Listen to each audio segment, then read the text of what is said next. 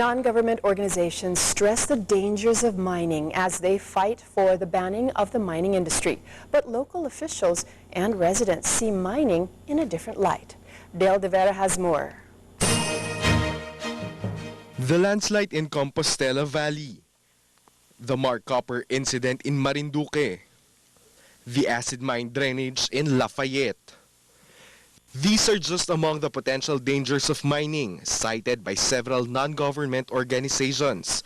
Thousands of lives have been lost. Hundreds of families were affected.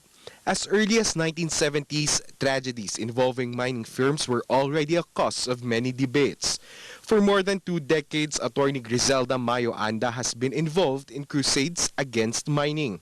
Having been the Assistant Executive Director of the Environmental Legal Assistance Center, Mrs. Anda narrates, during the last 20 years, the forests have been destroyed by mining.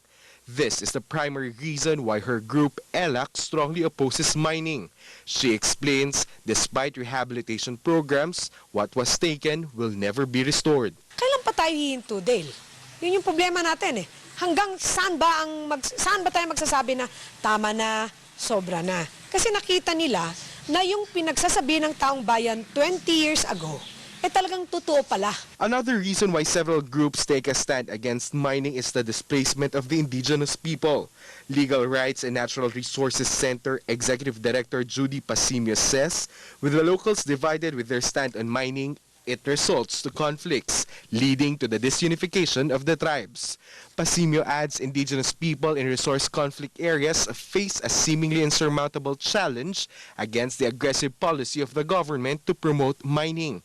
Referring to the Philippine Mining Act of 1995 and its implementing rules and regulations, she explains these policies, coupled with the realities on the ground, provoke strong doubts as to whether the government is serious with its declarations to protect the rights of the indigenous people. So, ang sinasabi ng mga katutubo, una, kilanlin nyo ang aming karapatan sa aming lupang ninuno. At kung kinikilala nyo yan, dapat kinikilala nyo rin yung mga sarili naming proseso ng pagbibigay ng consent.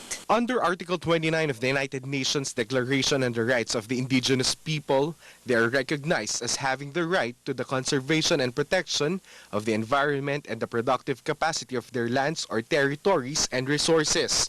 The latest figures from the LRNRC reveal that of the total area covered by the government's proposed 23 priority sites for mining, 1/3 will be in ancestral domains of indigenous cultural communities and people.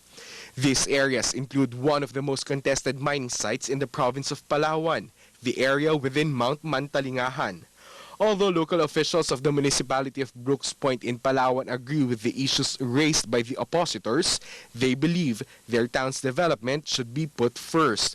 Both local officials agree their town has been gifted with minerals and is not for ecotourism. Biyayang swerte na binigay sa amin yung i-develop namin yung resources na meron sa amin. Wala kaming tourist spot sa south.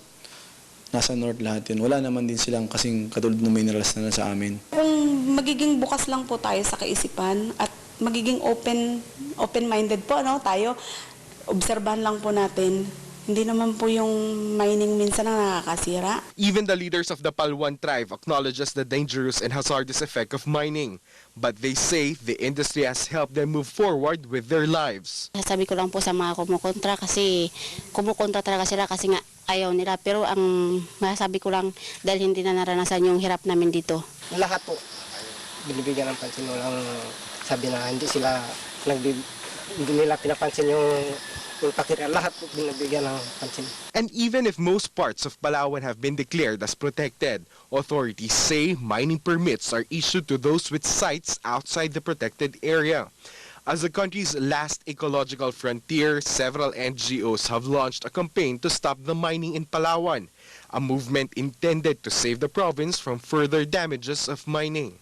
But the provincial government remains adamant and says measures are in place to protect their province. To minimize the negative environmental impact, authorities say they have to make sure that mitigating process should be followed. Among these are the installation of anti-erosion and the rehabilitation of forests. VERA, RPN News, Bataraza, Palawan.